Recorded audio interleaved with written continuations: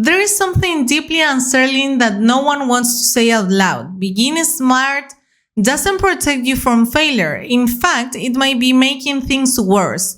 By the end of this video, you will understand exactly why some of the most talented, capable people you know keep hitting the same walls, and what the real engine behind lasting success actually looks like.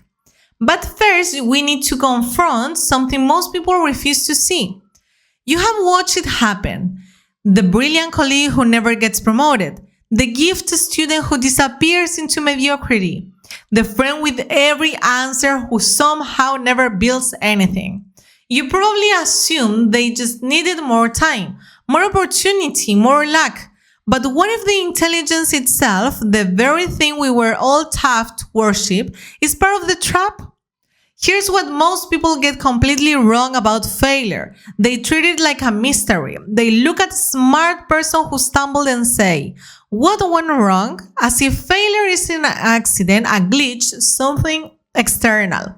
But failure for intelligent people follows a pattern so predictable, it is almost painful to observe once you see it clearly. Smart people fail quietly. They do not collapse dramatically, they stall. They overthink decisions until the window closes. They perfect plans that never get executed. They spend years becoming experts in fields they are too afraid to actually enter.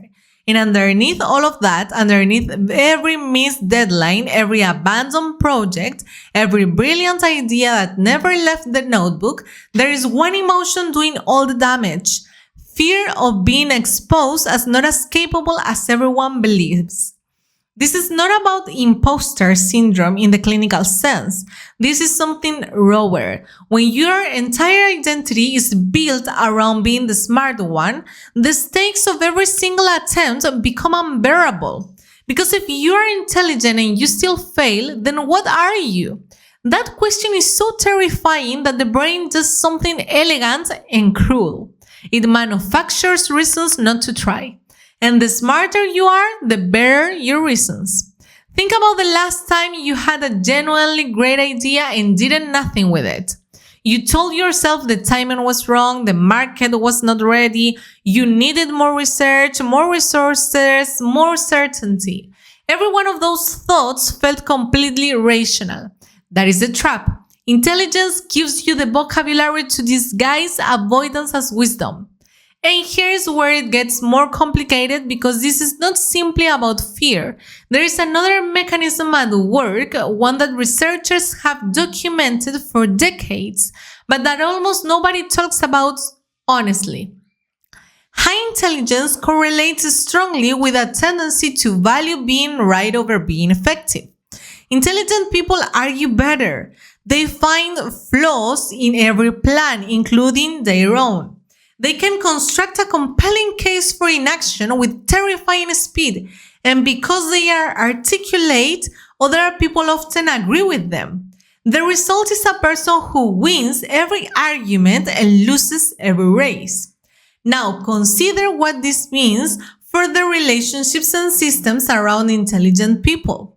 Teams defer to them. Managers assume they have everything under control. Friends do not push back. This creates a kind of invisible pressure chamber, a social environment where the smart person is never really challenged, never truly accountable, never forced to confront the gap between their capability and their output. They live in the gap and they live there alone, for their own. There is something almost no success framework ever addresses directly: the cost of intelligence without emotional discipline. We have built an entire culture around measuring cognitive ability. Test scores, grades, IQ, credentials, and almost no infrastructure for measuring what actually determines outcomes.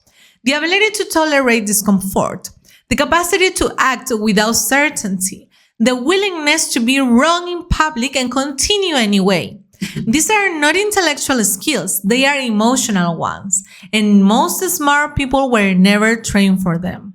So, what does the person the person who finally breaks the pattern actually do differently? Because some do break it. Some intelligent people do build things, lead well, create impact. And when you study them carefully, the difference is not more intelligence. It is a specific relationship with failure itself.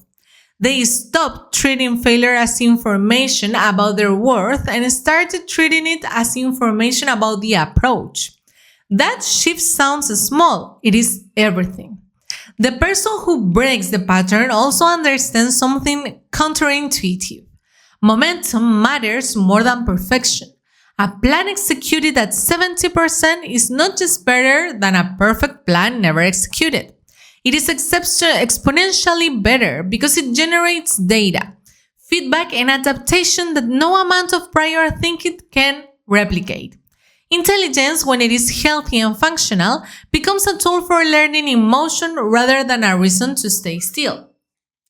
There is also the question of environment. Intelligent people who succeed consistently place themselves in environments that demand output rather than impress with potential. They find collaborators who are not dazzled by their reasoning but are focused entirely on results. They create external accountability structures because they understand that internal motivation, no matter how strong, is not enough to override a brain that is wired to protect its owner from the risk of exposure. This is not weakness, it is engineering. Now, think about what all of this means for you. Because you have watched this far, there is a reasonable chance you recognize something in what has been described here. Maybe you are the smart person in your circle. Maybe you have been told your whole life that your intelligence is your greatest asset.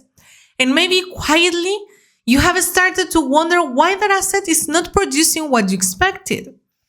That wondering is not failure. It is the beginning of honest self-assessment, which is the only real starting point for change.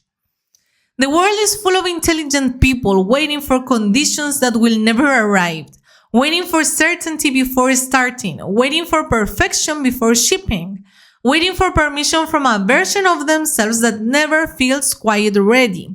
And while they wait, the people who succeed are not smarter. They are moving. They are failing faster, learning faster, adjusting faster, and building the kind of track record that creates actual confidence rather than the borrowed confidence that comes from being told you are a gift. Intelligence is not the problem. Intelligence misuse. Intelligence turned inward, weaponized against action, deployed in service of self-protection rather than creation. That is the real problem. And the solution is not to think less. It is to build systems that force your intelligence to serve your forward motion rather than your comfort. We started with an unsettling idea that being smart might actually be working against you. Now you see the mechanism not as an abstract concept, but as a living pattern that plays out in careers, in relationships, in the quiet arithmetic of years spent preparing for a life that never quite begins. The answer was never more intelligence. It was always courage, the specific courage to act before you are ready, to be seen before you are certain, to let your output be imperfect so that it can finally be real. Your intelligence was never the ceiling. Your relationship with discomfort was. And that, unlike IQ, is entirely within your control.